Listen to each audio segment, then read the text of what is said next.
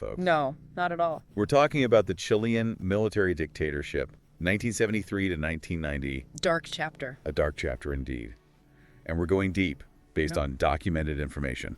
Primarily from, well, the main source is the Wikipedia entry on Violaciones de Derechos Humanos de la Dictadura Militar, Chile. Which translates to, for those who don't speak Spanish, human rights violations of the military dictatorship in Chile. Right, and it's a long title, but it gets right to the point. It does, and the point is a truly horrifying one. Yes, it is. What we're aiming to do today is unpack the systematic nature of these human rights abuses.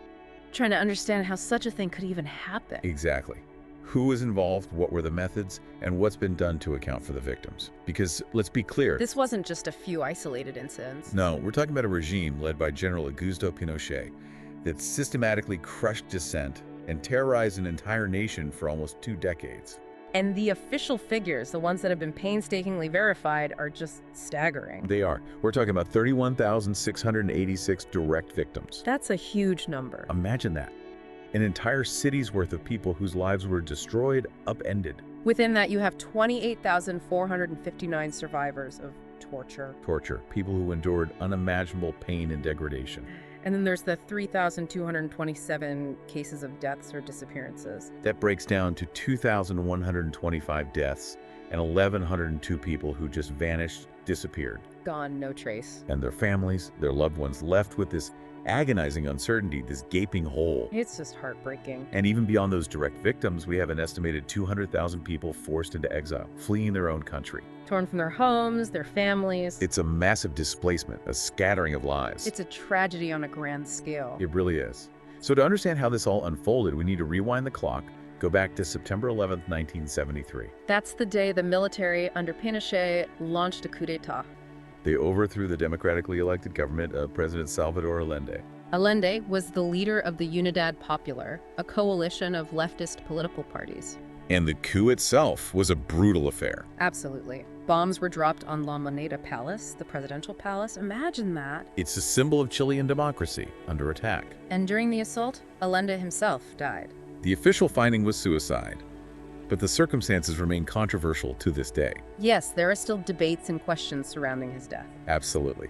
But what's clear is that the military wasted no time consolidating their power. They immediately declared a state of internal war, suspended basic rights, and cracked down on any opposition. Imagine the fear, the uncertainty gripping the nation. Media outlets that supported Allende or were even just perceived as sympathetic were targeted. Radio stations like Portales, Magallanes Corporation, newspapers like El Clarín and El Siglo raided and silenced. Their equipment destroyed, their voices cut off. And in rural areas, leaders of the agrarian reform, a key policy of Allende's government, were rounded up. Many were executed without trial, their bodies dumped in unmarked graves.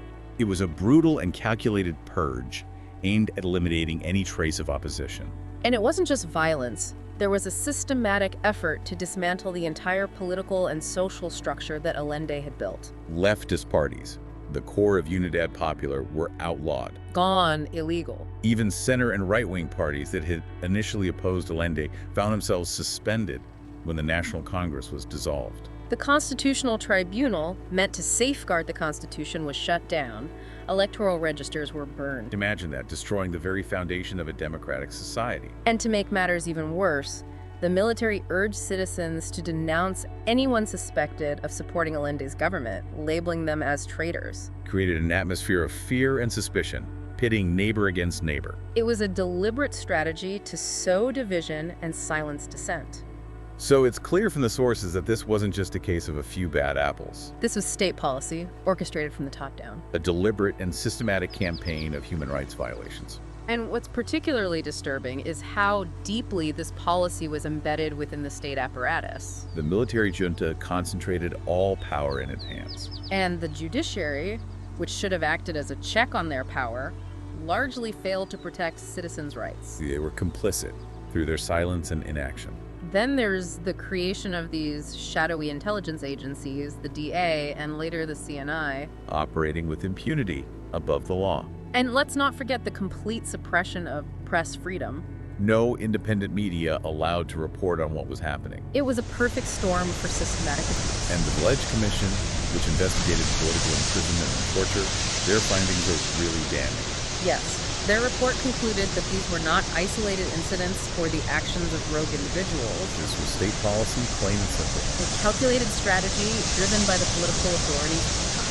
They used the resources of the state, the military, the police, to carry out these atrocities. And they even created laws and decrees to give a veneer of legality to their actions. It's chilling how they twisted the law to serve their own dark purposes. So let's talk about these repressive organizations, these instruments of terror. Let's start with the DINA, the Dirección de Inteligencia Nacional. The DINA was the regime's secret police, their iron fist. They were officially established in June 1974, though they were already operating in the shadows immediately after the coup. Led by Colonel Manuel Contreras, a ruthless figure, they reported directly to the junta. Now, on paper, their mission was to gather intelligence to protect national security. But in reality, they were responsible for the most egregious human rights abuses. They hunted down anyone suspected of opposing the regime. Political opponents, labor leaders, students, activists, anyone they deemed a threat. And they used the most brutal methods: illegal detention, torture, assassination, and forced disappearances. It's important to note that there's evidence documented in the Hinchey report that the CIA had contact with the DINA's director during this period. Paid contact, regular contact. It raises serious questions about the role of external actors in supporting this repressive regime. It's a dark stain on history. It is. Now, the DINA was eventually disbanded in 1977, but the terror didn't end there. No, it was replaced by the CNI, the Central Nacional de Informaciones. But before we get to the CNI, we need to talk about another shadowy group, the Comando Conjunto. The Joint Command, a chilling name. This was a clandestine organization that operated between 1975 and 1976. Their mission was to kidnap, torture, and disappear people, primarily leaders of the Communist Party. Unlike the DNA, which was a more formally structured organization, the Comando Conjunto operated in the shadows. They were under the Air Force Intelligence Directorate, but their members came from all branches of the military and even included civilians. So a kind of death squad, operating with the tacit approval of the regime. And they were particularly brutal. Their existence wasn't widely known until 1984, when a former member confessed to their crimes. They were officially disbanded in 1977, but their legacy of terror continued to haunt Chile. So then came the CNI, taking over from the DNA. Created in 1977, the CNI reported directly to the Ministry of the Interior, which shows just how central they were to the regime's control. And they continued the same pattern of repression. Infiltration, assassination, kidnapping, torture. They were responsible for some truly horrific crimes, like the assassinations of Union leader Tucapel Jimenez and Carpenter Juan Alegría Mundaca in 1982. And the Corpus Christi massacre in 1987, where they killed several young activists. And in a truly shocking revelation in 2019, it was confirmed that the CNI was involved in the potential poisoning death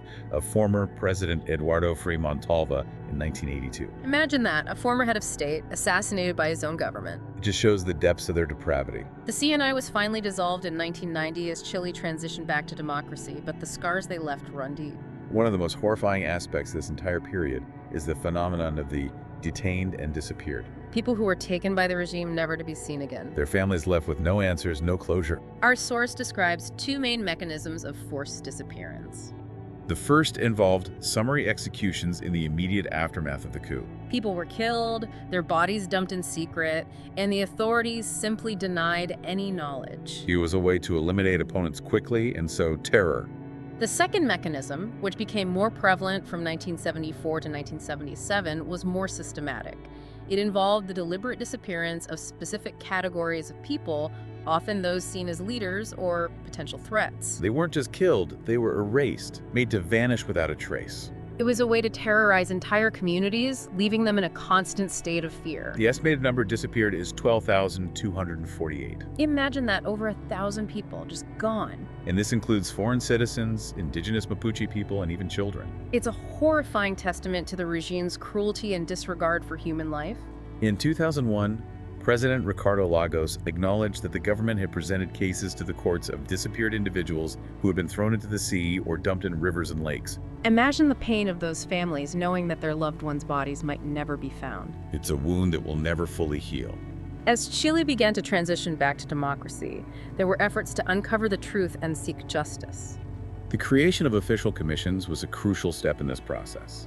The first was the National Commission for Truth and Reconciliation, known as the Rettig Commission. They were established in 1990 and released their report in 1991. Their initial findings identified 2,279 victims. They categorized these as victims of human rights violations directly attributable to state agents and victims of political violence. They also highlighted hundreds of cases that remained unresolved due to lack of information. It was a groundbreaking report that exposed the scale of the atrocities. But it also showed that much more work needed to be done. So in 1992, the National Corporation for Reparation and Reconciliation, or CNRR, was created. Their mandate was to investigate the unresolved cases from the Rettig Commission. They received over 1,000 new complaints and identified nearly 900 additional victims. By this point, the official count of victims had reached over 3,000. But there was a growing recognition that the focus needed to expand beyond those who had been killed or disappeared. Thousands had survived the regime's prisons and torture centers. Their stories needed to be heard and their suffering acknowledged. So in 2003, the National Commission on Political Imprisonment and Torture, known as the Valech Commission, was established. They received an astonishing 36,035 testimonies. That's how widespread the use of torture was. Their report, released in 2004, recognized 27,255 people as victims of political imprisonment and torture. A later reconsideration phase added another 12,204 cases. The commission also highlighted the fact that children and women were specifically targeted. Over 3,600 women testified about their experiences, with many reporting sexual abuse and rape. It's a horrifying reminder of the regime's brutality. And the forms of torture they used were just barbaric. Beatings, electric shocks, hangings, sexual assault. Psychological torture was also common. Threats against family members, mock executions, forced nudity, humiliation, degradation. They used anything they could think of to break people's spirits. And all of this took place in a vast network of detention centers spread across the country. Over 1,000 have been identified. They used military and police facilities, concentration camps, even a ship. Private properties were also seized and turned into prisons. Places like Villa Grimaldi, Venda Sexy, Londres 38. These names have become synonymous with the horrors of the dictatorship. So, how many people were involved in carrying out these crimes? It's difficult to say for sure, but estimates suggest that hundreds were directly involved. Our source says that around 500 have been prosecuted, with about 70 serving sentences. But many more escaped justice. And for those who weren't detained or killed, exile became a common fate. An estimated 200,000 people fled the country. They sought refuge in countries across the Americas, Europe, Asia, and Oceania. It was a massive diaspora, a scattering of Chilean society. The regime even stripped many exiles of their citizenship, making it even harder for them to return home. It wasn't until 1988 that exile was officially ended. So as we look back on this dark chapter, we're left with a sense of horror and disbelief. That such atrocities could happen in a country that had once been a beacon of democracy. It's a stark reminder of the fragility of human rights. And the importance of remembering and learning from these events. The work of the commissions was crucial in uncovering the truth and seeking justice. But the wounds of the past run deep, and the process of healing is ongoing. It makes you wonder, how do societies grapple with such trauma? How do they ensure that it never happens again? These are questions that we all need to contemplate. Because the fight for justice and human rights is a constant struggle. We can't afford to be complacent, to let these horrors fade from memory. We have a responsibility to remember, to learn, and to act. To ensure that the victims are never forgotten and that their voices continue to resonate. And that's something we all have to think about long after this episode is over. What can we do in our own lives to uphold human rights and fight against injustice? Because silence is complicity. And indifference is a betrayal of those who suffered and continue to suffer. It's a challenge, but it's one we must all face. Because the future of human rights depends on it. And that's the real takeaway from all of this. It's not just history, it's a call to action. And that's a conversation we need to keep having.